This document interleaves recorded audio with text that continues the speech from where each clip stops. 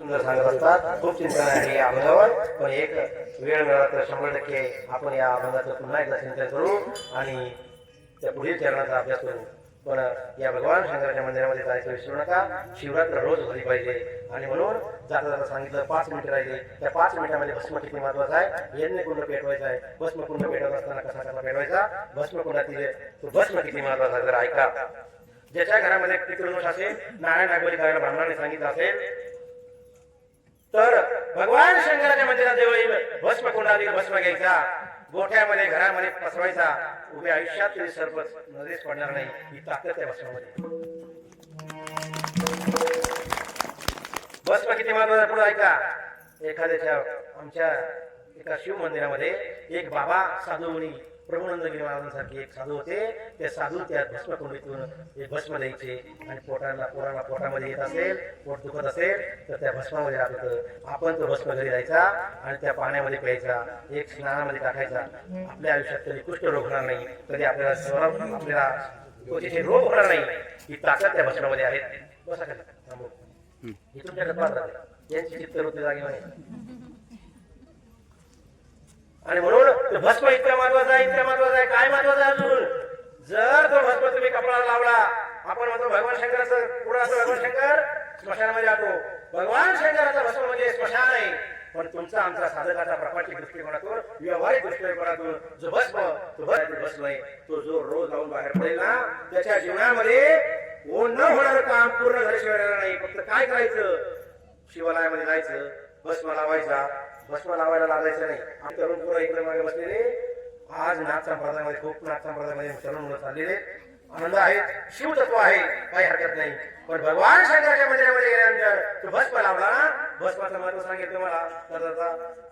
आणि ते भस्म म्हणजे काय, भस्म म्हणजे भगवान शिवाचं स्वरूप आहे. भगवान शिवाला आवडणारं सर्वात जवळचं म्हटलं तर भस्म आहे. आणि ज्यांनी भस्म लावला त्याच्या जीवनामध्ये कधीच कोणत्या प्रकारच्या अडचणी राहणार नाही. आणि जर एखादा वैरी असेल, तो भस्म झाल्याशिवाय राहणार नाही. ही ताकद भस्म. म्हणून तो यज्ञकुंड पेटवत असताना कसा कसा पेटवायचा सांगतो ऐका. विटांचा कुंड करायचा. कुंड केल्यानंतर त्यामध्ये समिधा टाकायची. दुकानामधून समिधाचं पाकिट आणायचं. त्याच्यानंतर इथं आंब्याची, पळसाची, उंबराची, पिंपळाची, वडाची सर्व लाकडं असतील ती गोळा करून आणायची.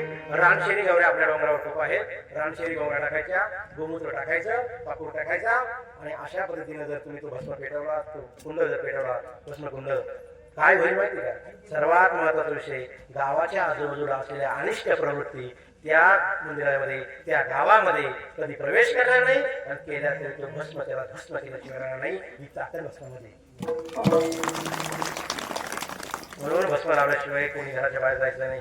अशी ती कथा चालू होती. कथा चालू असताना करोडपती कसा करतो भस्मने, काय का तुम्हाला करोडपती ज्याला व्हायचंय त्यांनी भस्म लावून कमीत कमी भस्म तरी पाच करा. त्याचं उदाहरण सांगतो जरा ऐका. आणि झालेल्या शेवेला आपण पुढे इनाम देणार आहोत. भस्म लावल्यानंतर त्या अशी एक कथा चालू होती, महाशिवरात्रीची कथा चालू होती. शिवरात्रीची कथा चालू असताना साधू मुनीची ते कथाकार काय सांगत होते, कथा सांगत होते. कथा सांगत असताना त्या शिवालयाच्या बाहेर एक टपरीवाला होता. टपरीमध्ये फुलं होती, टपरीमध्ये हार होते, टपरीमध्ये अगरबत्ती होती, कापूर होता. हे सर्व विकणारा कोण होता, टपरीवाला होता. टपरीवाल्याची कथा तो कथाकार म्हणला, 7 दिवस झाली कथा मी कथा केली, पण हा टपरीवाला आला नाही. ज्या शिवालयाच्या जीवावर हा पोट भरतो ना, हा कावडा आला कथेला. आता मी जर म्हणलो मी तर कीर्तन करतोय, स्वतःकडे उभा आहे, त्याला जर नाही आला तर कसं वाटेल मला. तसं त्या कथाकाराला वाटलं का आला नाही तो. 1 दिवस गेला, 2 दिवस, 4 दिवस गेले, 7 दिवस झाले. पण त्या 7 दिवसानंतर त्या कथाकाराला त्या टपरीवाला विचारलं, अरे बाबा काय चुकलं आमचं, गावाचं काय चुकलं का, तुला कथा का करायला, कथा ऐकायला का आला नाही. त्यावेळेस सांगितलं मला आवडत नाही, मला देवपूजा करायला आवडत नाही. तो नास्तिक स्वरूपाचा होता. त्याच्या मनामध्ये नास्तिक स्वरूपाचा होता तरी त्याला किती मोठं कल्याण करून दिलं देवाना. भस्म पाहिल्याचा आनंद बघा.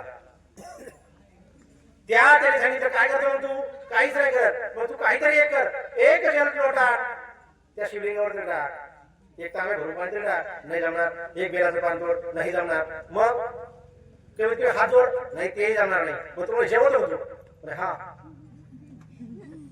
जेवण सर्वच करतात. म्हणजे हा जेवताना एक काम कर, या शिवलिंगाच्या मंदिरामधून जो बाहेर येईल त्याच्या कपाळाला भस्म राहील, त्याचं रोज दर्शन करायचं. आणि जर दर्शन केल्याशिवाय जेवायचं नाही. तो म्हणला बाबाला जर बाबाचा हट्टच येईल तर हा काय हरकत नाही, सोपा मार्ग दिला ना मी, बस पाहायचा आणि मग जेवायचं, काही हरकत नाही, कपडे बसून बसून पाहू शकतो. त्याने मान्य केलं, बाबाचं ऐकलं आणि सुरुवात झालं. 1 झाला, 2 दिवस झाला, 3 दिवस झाला, महिना गेला, 6 महिना झाला आणि 1 दिवस असा उजाडला भस्माला भेटला नाही. उपाशी मेला होता 1 दिवस. मग काय करायचं? 1 दिवस गेला, दुसऱ्या दिवशी पोटात थोडे ओढायला लागले. आता आपल्या गावात पंडितजी आहे आणि त्या पंडितजीचा भस्म लावल्याशिवाय कोणते प्रथम दिनक्रम चालू होत नाही. मग त्या पंडितच्या घरी जाऊन आपण तो भस्म भगवान जेवायला बसलो. कर्म धर्मस्थळाकडे एवढं शिकत गेले, प्रारब्ध एवढं खराब असतं ना माणसाचं.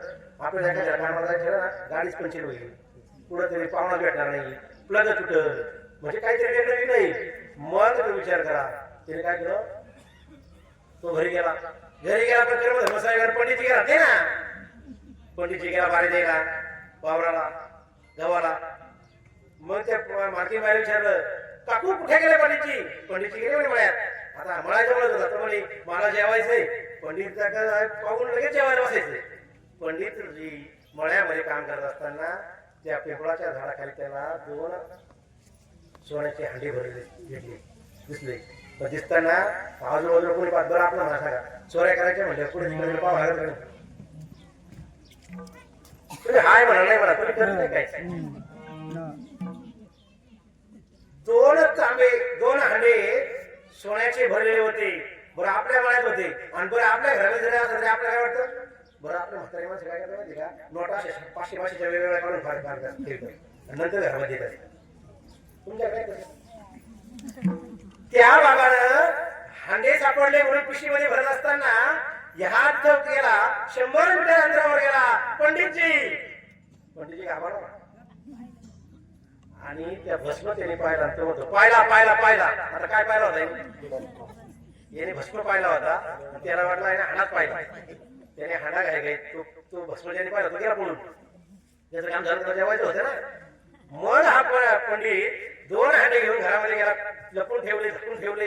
बाईला काय नाही सांगितलं, बाई म्हणजे जेवण घ्या, म्हणजे जेवण नाही. बाई राहू देत, जेवणाचं काय धमपडलं घेऊन त्याला काय, जेवण नंतर करतो. मग तो घाई त्याच्या घरी गेला. काय रे बाबा काय झालं?